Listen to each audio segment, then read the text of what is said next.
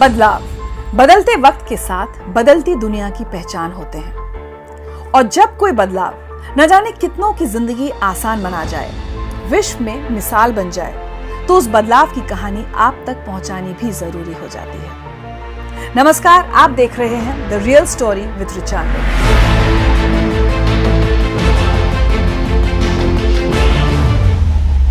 कोई भी क्रांति तब सफल होती है जब लाखों लोग उससे जुड़ते हैं और उसमें अपनी भागीदारी निभाते हैं। आज मैं आपसे बात करूंगी एक ऐसी क्रांति की जिसने दुनिया भर में भारत का परचम लहराया है, या यूं कहिए कि भारत को एक नई और अलग पहचान दी है। क्या आप जानते हैं, भारत आज डिजिटल पेमेंट्स में दुनिया का नंबर 1 देश होने का कीर्तिमान बना चुका है। भारत के लिए ये बड़े गर्व की बात है कि आज हम एक डिजिटली स्मार्ट देश बन चुके हैं। यहाँ पर लोग आज बड़ी आसानी से पेपरलेस, फेसलेस और कैशलेस पेमेंट का प्रयोग कर रहे हैं। स्वामी विवेकानंद ने कहा था कि जब आप कुछ अलग करते हैं तो पहले उसका मजाक बनता है, फिर विरोध होता है और आखिर में स्वीकार और फिर सराहना। 2015 में देश की नई सरकार ने जब भारत को डिजिटल बनाने के सपने को साकार करने का काम शुरू किया, तो उस वक्त ये बात कुछ दिग्गज नेताओं के गले नहीं थी। Go to your village fair, buy potatoes and tomatoes and pay 7 rupees 50 paisa by a credit card. What will the poor lady do? Does she have a POS machine there? Is it connected to a electricity source? Is there Wi-Fi there? Is the internet working there? What kind of a false picture that you are presenting? उन्हें भरोसा ही नहीं हुआ कि ऐसा कुछ हो सकता है। उन्होंने इसका मजाक उड़ाया, कहा कि भारत में जहां करोड़ों लोग दिहाड़ी मजदूर हैं, सब लोगों के पास बैंक खाते तक नहीं है, स्मार्टफोन नहीं है, वो लोग कैसे कर पाएंगे डिजिटल लेनदेन। लेकिन इस देश के प्रधानमंत्री को अपने देशवासियों पर, उनके सीखने की काबिलियत पर पूरा भरोसा था, और नतीजा आज हम सबके सामने है। आज विश्व का 46% डिजिटल ट्रांजैक्शन सिर्फ भारत में होता है। जानते हैं मुश्किल काम मुमकिन कैसे हुआ? इसकी सफलता का श्रेय जाता है सरकार की चरणबद्ध तरीके से की गई प्लानिंग को, जिसे कहा गया डिजिटल इंडिया प्रोग्राम। इसकी सफलता के लिए 3 कदम बेहद जरूरी थे। सबसे पहला, हर नागरिक को डिजिटल इंफ्रास्ट्रक्चर उपलब्ध कराना, जिसके लिए आधार कार्ड और इंटरनेट के साथ मोबाइल जरूरी थे। और देश के कोने कोने में सेवाओं जैसे कि शिक्षा और खेती संबंधित schemes, public utility services, social welfare, health care, financial और सरकारी स्कीम्स और B2C भुगतान के लिए एक कॉमन सर्विस सेंटर की जरूरत थी। डिजिटलाइजेशन का दूसरा कदम था सही तरह से इन सभी योजनाओं और सेवाओं को लागू करना और जरूरत के हिसाब से इन्हें जनता को उपलब्ध करवा पाना। और तीसरा सबसे जरूरी कदम था लोगों को डिजिटली सशक्त बनाना, उन्हें डिजिटल पेमेंट्स का इस्तेमाल सिखाना।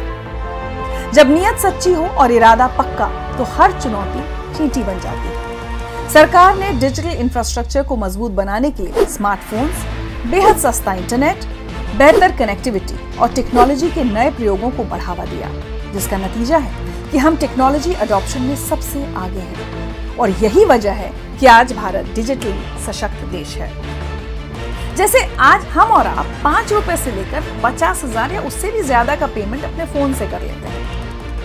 इस डिजिटलाइजेशन को सफल बनाने के पीछे जैम यानी जनधन, आधार और मोबाइल और UPI का बहुत बड़ा हाथ है। जब केंद्र में नई सरकार बनी तो उसने देश के विकास के लिए अर्थव्यवस्था और फाइनेंशियल सेक्टर को डिजिटलाइज करना चाहा, पर टेक्नोलॉजी के बिना ये संभव नहीं था। इसीलिए जैम का विकास किया गया, जिसके तहत पहले जनधन योजना ने लोगों को वित्तीय रूप से जोड़ा, जिसका लाभ अब तक लगभग 50 करोड़ लोग उठा रहे हैं। दूसरा, आधार यानी देश के हर नागरिक की बायोमेट्रिक प्रिंट के हिसाब से पहचान। आधार 2009 में लॉन्च किया गया था, लेकिन सरकारी उदासीनता के कारण आधार अधर में ही लटका रहा। मोदी सरकार ने विधिवत तरीके से इसे जमीन पर उतारा, और ऐसे उतारा कि नतीजा हम सबके सामने है। अब तक देश भर में 137 करोड़ आधार कार्ड बन चुके हैं। और तीसरा, मोबाइल, जो हर तरह के कम्युनिकेशन का जरिया है। जैम का एक फायदा और है, डायरेक्ट बेनिफिट ट्रांसफर, यानी पैसों का सीधे लाभार्थी के खाते में ट्रांसफर।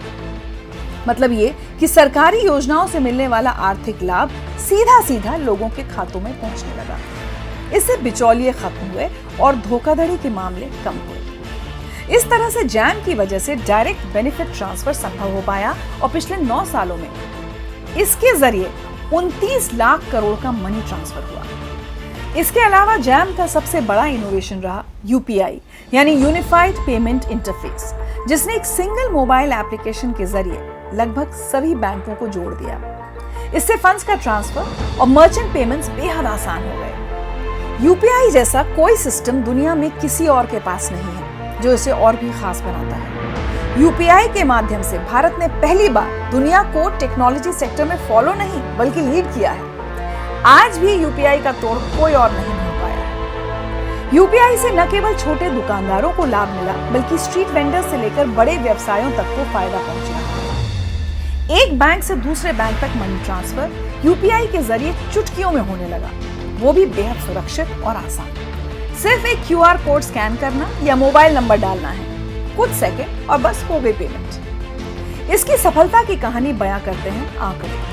2016-17 में जब यूपीआई लॉन्च किया गया था, तब इसके जरिए 6,900 करोड़ रुपए के लगभग 2 करोड़ ट्रांजैक्शन हुए, जबकि 2023 में 139 लाख करोड़ रुपए के 8,400 करोड़ ट्रांजैक्शन। जून 2023 में हर मिनट लगभग 2 लाख यूपीआई ट्रांजैक्शन हुए। आज डिजिटल लेन देन में हम दुनिया की सबसे बड़ी अर्थव्यवस्था बन चुके हैं।